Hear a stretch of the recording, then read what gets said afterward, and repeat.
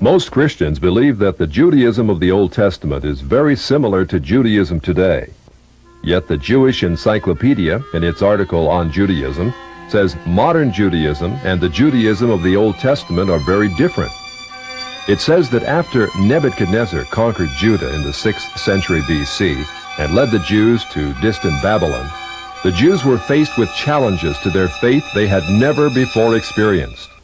Ever since the time of Solomon, the religion of Israel had centered around the magnificent temple in Jerusalem, with its sacrifices and rituals.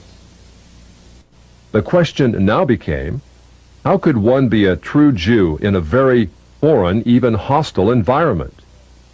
The need arose for a certain class of lay priests, called scribes or sopherim, to interpret the law in this new setting and make it workable. In time, these scribes became what the New Testament calls the scribes and Pharisees, the greatest legal authorities of Israel for all ages. The Pharisees said there were really two inspired revelations to the Jews.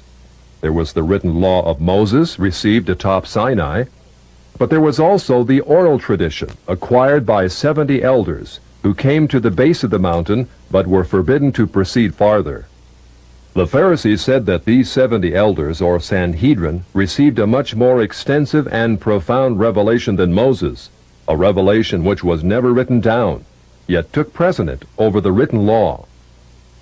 When Jesus came on the scene, his reaction was to bitterly denounce this counterfeit tradition. Christ said the Pharisees, by their tradition, had made the law of God of none effect. He considered the Pharisees the most dangerous leadership Israel ever had. In 70 AD, Jerusalem was destroyed by the Romans. Although Jewish sects such as the Sadducees now disappeared, the Pharisees emerged with even greater power over the Jewish people. The Jewish Encyclopedia describes the new role of the Pharisees.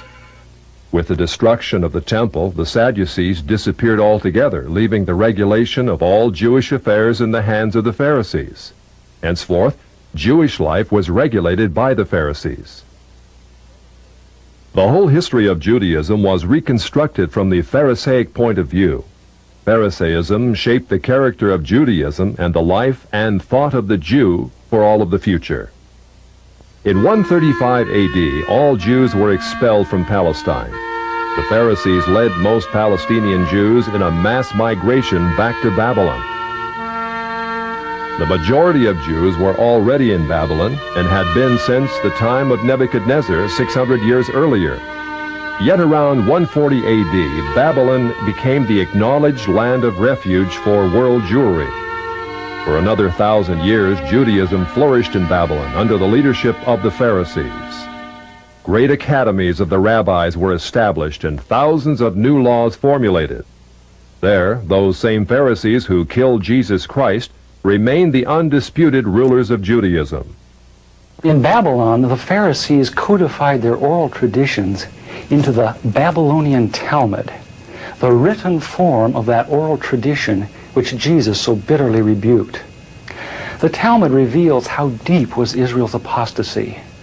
In her beginning, God gave the Hebrews the loftiest, the most upright literature and ethics the world has ever known. Yet when they turned their backs on him, they produced the Talmud, a work which has aptly been called a monument to human folly. The Talmud also helps us understand the basis for Christ's unflattering descriptions of the Pharisees. Jesus described the Pharisees as hypocrites, children of hell, blind guides, whited sepulchres, full of dead men's bones.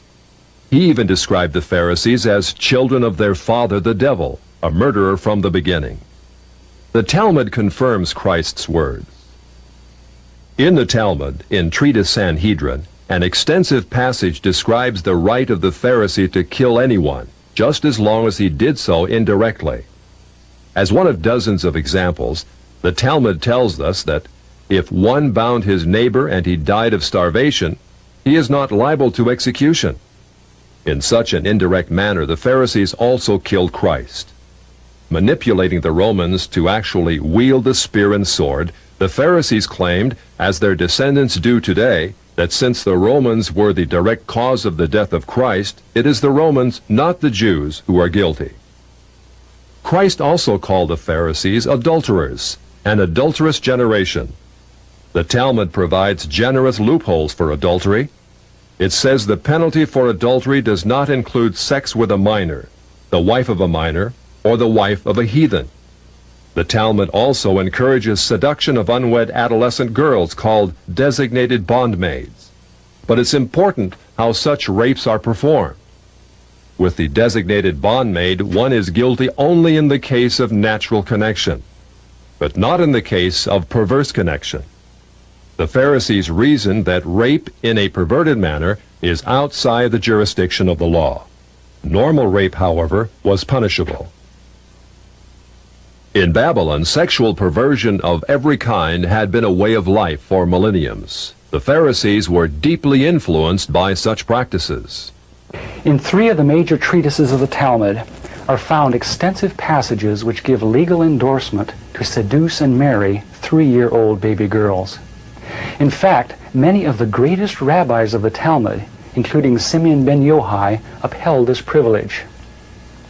Today in Israel, thousands of Jews go to Meron every year to venerate the memory of Simeon ben Yochai, one of the most respected rabbis in the history of Judaism. In one of dozens of endorsements of child sex, Simeon ben Yochai said, "A proselyte under the age of 3 years and a day is permitted to marry a priest." Agreeing with ben Yochai, the great rabbah said, "When a grown-up man has intercourse with a little girl, it is nothing, for when the girl is less than this 3 years and a day, it is as if one put the finger into the eye." The footnote to this passage says, "As tears come to the eye again and again, so does virginity come back to the little girl under 3 years." The same section confirms that sexual activity with small boys is in the same category. The intercourse of a small boy is not regarded as a sexual act. In addition to adulterers, Christ, in the story of the Good Samaritan, portrayed the Pharisees as racial bigots, too self-righteous to respond to the suffering of one who was not a Jew.